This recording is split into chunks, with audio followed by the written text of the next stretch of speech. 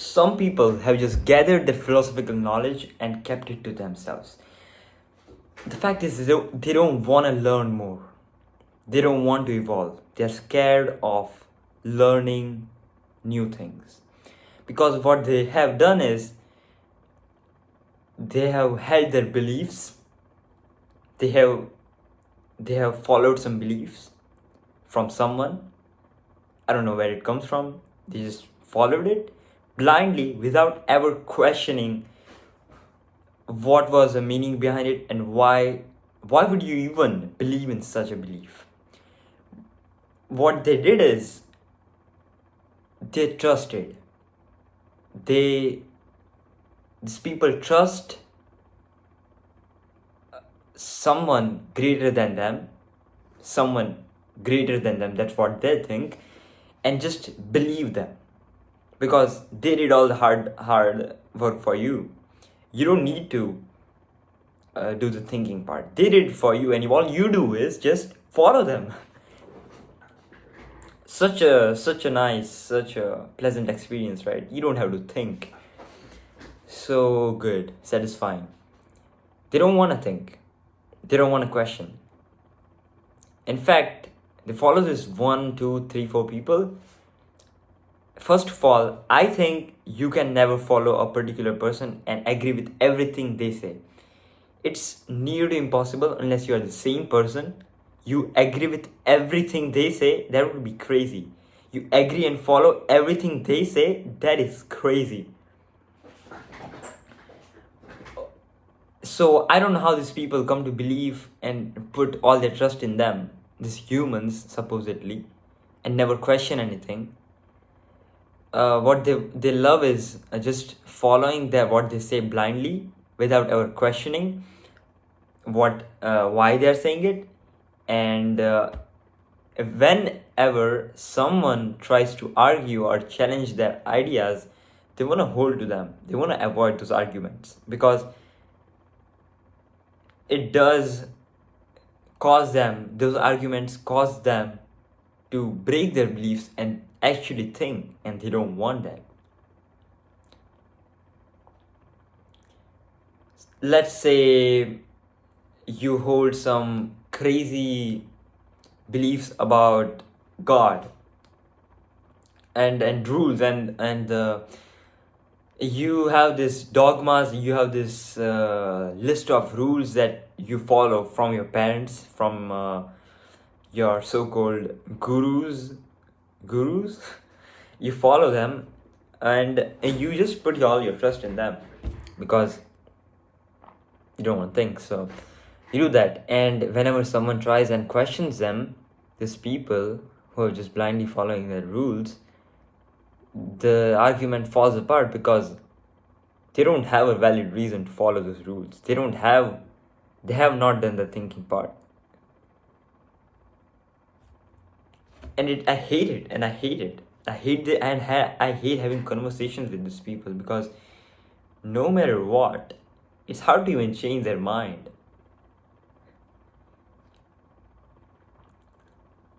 Some arguments, I don't know. I have had some arguments with some people now around this time, but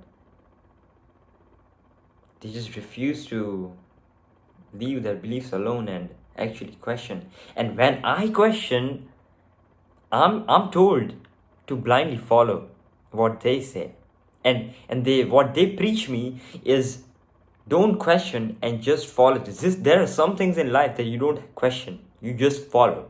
That's what they preach me. And I'm certainly not going to do that.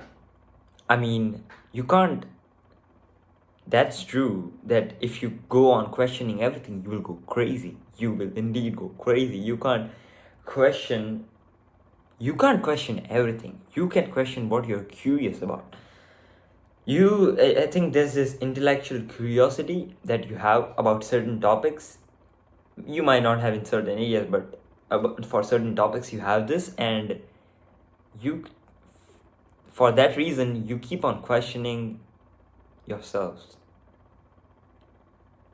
and that prevents you kind of from actually that doesn't prevent you, that prevents you from actually falling for such traps of, just blindly believing in some guru or something. Because what you do is you try and experiment it for yourselves, and not even just experiment, you try to think to this logically, and through critical thinking you break down the argument you have by the other person. Like, there are so many contradictions, by the way, in religion. I think there are so many contradictions. I remember seeing this video or clip on YouTube, on a podcast or something, I don't know.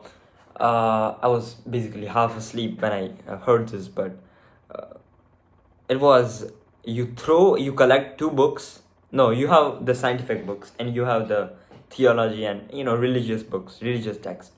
You throw away both texts, bury them somewhere, and just hide them or something. You hide them, right? Yeah, you hide them, you bury them, and kind of get away, wipe everybody's memories off.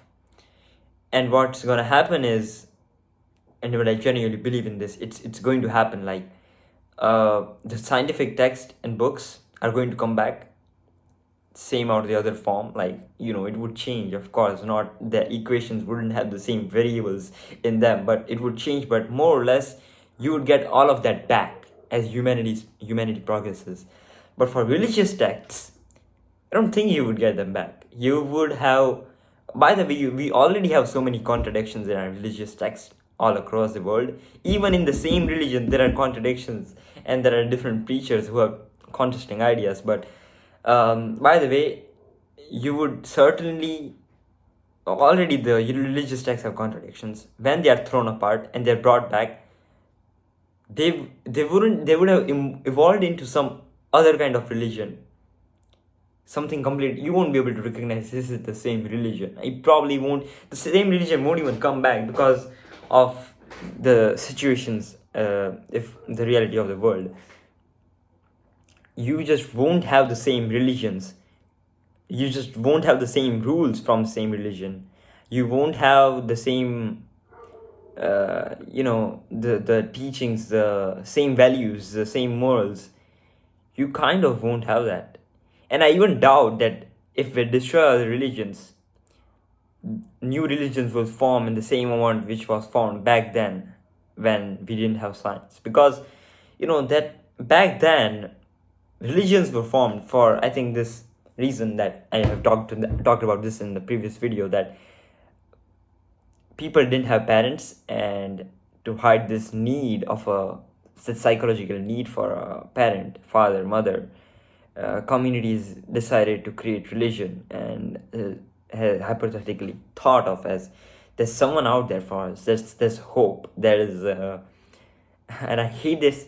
This is what I hate so much, that people think there is God up there and he's looking after for us. He will take care of everything. No matter what happens in life, he will take care of that. He will. That's what I hate. And it necessarily does not happen.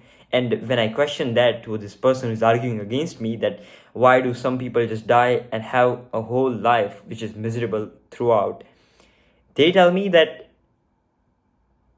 because of their karmas, because of what they did in the past.